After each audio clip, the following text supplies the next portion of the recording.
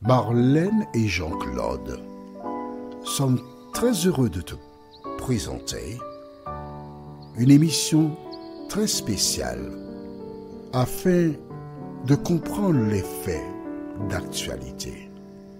Merci pour ta fidélité. Nous sommes encore de retour afin de continuer ce merveilleux récit qui rappelle les difficultés que rencontrent toutes celles et ceux qui veulent suivre la parole de Dieu.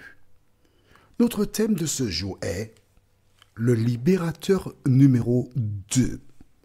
Nous avons vu précédemment le libérateur numéro 1, ensuite les souffrances du chrétien, et maintenant le libérateur numéro 2. Juste avant d'aborder ce thème, notre sera Actes chapitre 5, les versets 33 à 39. Actes chapitre 5, versets 33 à 39. Juste avant, implorons la présence de Dieu.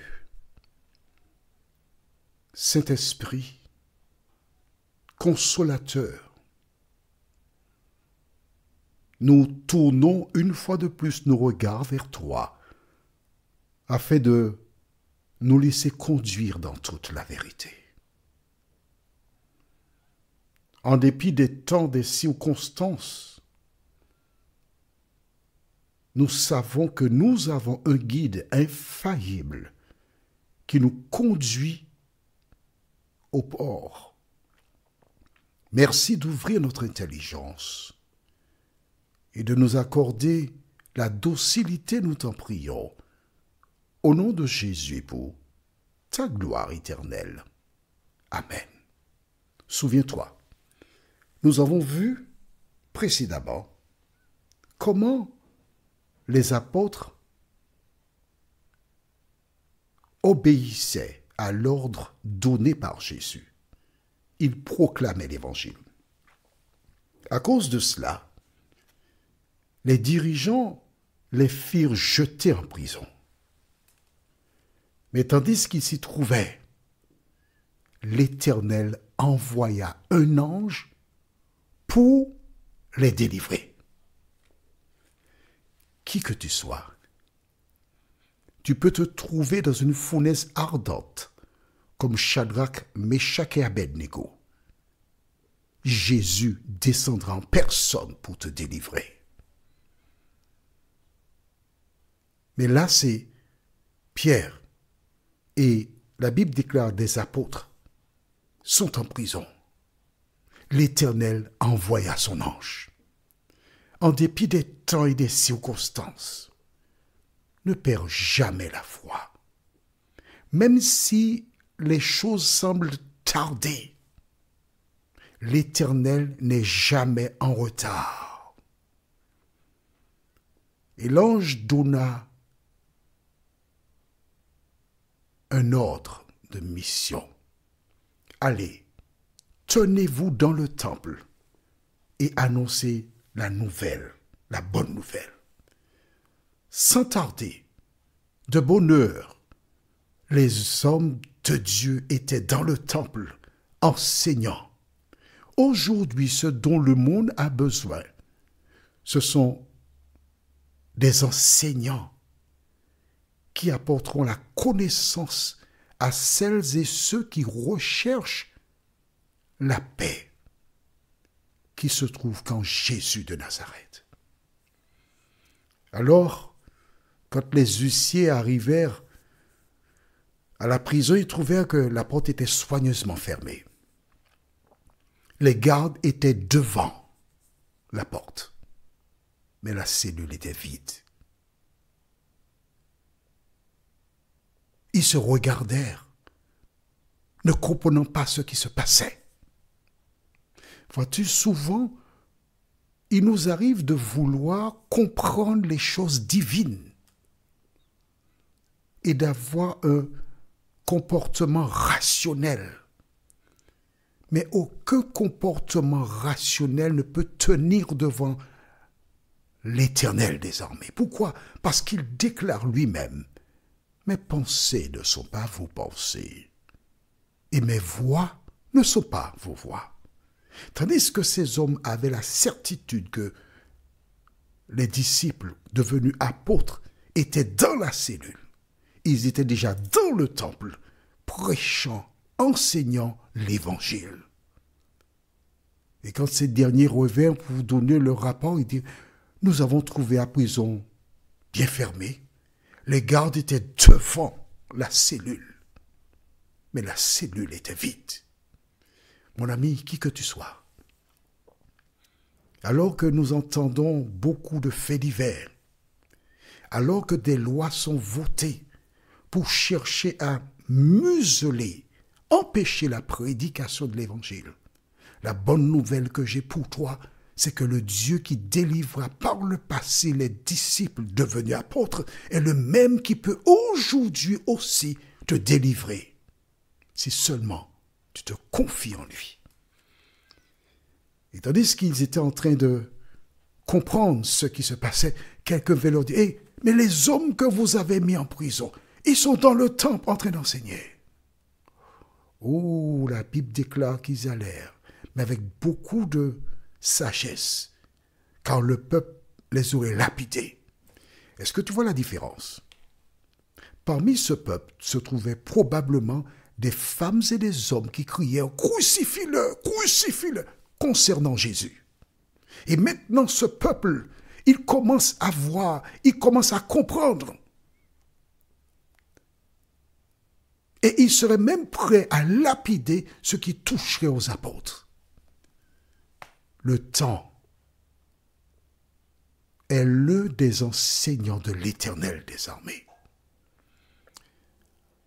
Ils furent emmenés devant ces dignitaires. Et voici l'un d'eux qui prit la parole et dit, mais ne nous avons-nous pas formellement interdit d'enseigner au nom de cet homme-là? Parce qu'il a peur de nommer le nom de Jésus. Car en nommant le nom de Jésus, il risquerait de devenir un disciple de Jésus de Nazareth. Et Pierre répondit, il faut obéir à Dieu plutôt qu'aux hommes.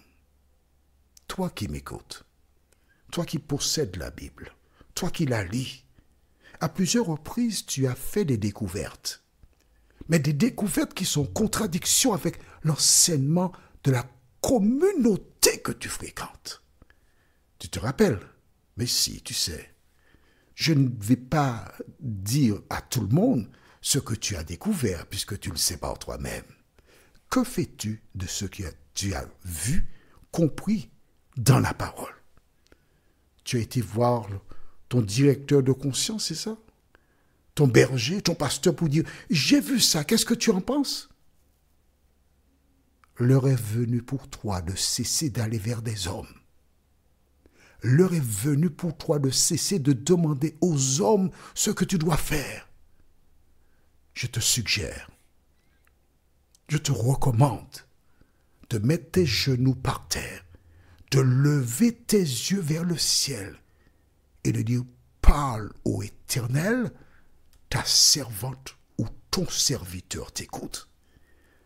Parce que c'est pour toi que Jésus est venu.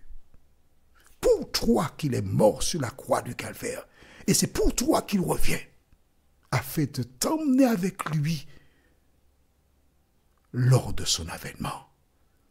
Ne va pas voir les hommes, ne va pas voir les femmes pour leur demander leur avis. Va directement à Jésus de Nazareth. Et ces gens étaient furieux. Quand soudain, nous lisons maintenant au livre de Actes des Apôtres, chapitre 5, verset 33. Furieux de ces paroles, il voulait les faire mourir. Un pharisien du nom de Gamaliel, professeur de la loi, estimé de tout le peuple, se leva dans le Sanhédrin et ordonna de faire sortir un instant les apôtres. Puis il leur dit, Israélites. Faites attention à ce que vous allez faire vis-à-vis de ces hommes-là. En effet, il y a quelque temps, Teudas est apparu. Il prétendait être quelqu'un et environ 400 hommes se sont ralliés à lui.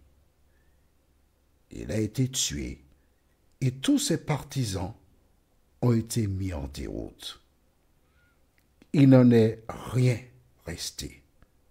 Après lui est apparu Judas le Galiléen, à l'époque du recensement, et il a attiré du monde à sa suite.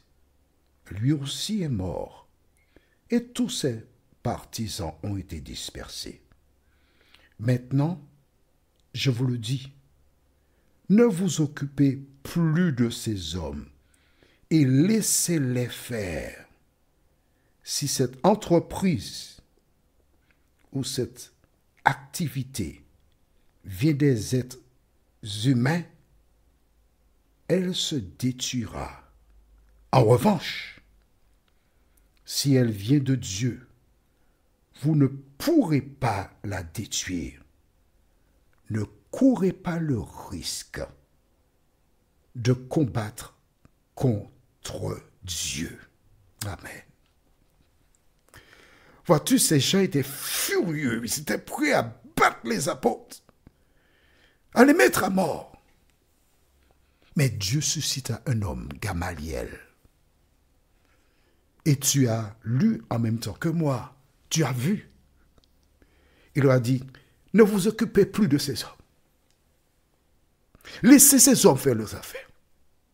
Ne prenez pas le risque de combattre contre l'Éternel. Dans le temps, on verra.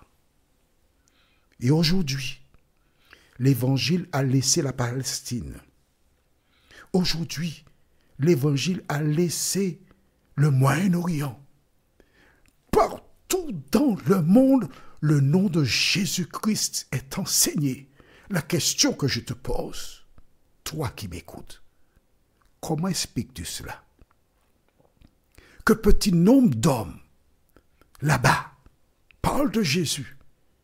Au moins, chaque mois de décembre, on célèbre dans le monde entier pratiquement, excepté les pays musulmans.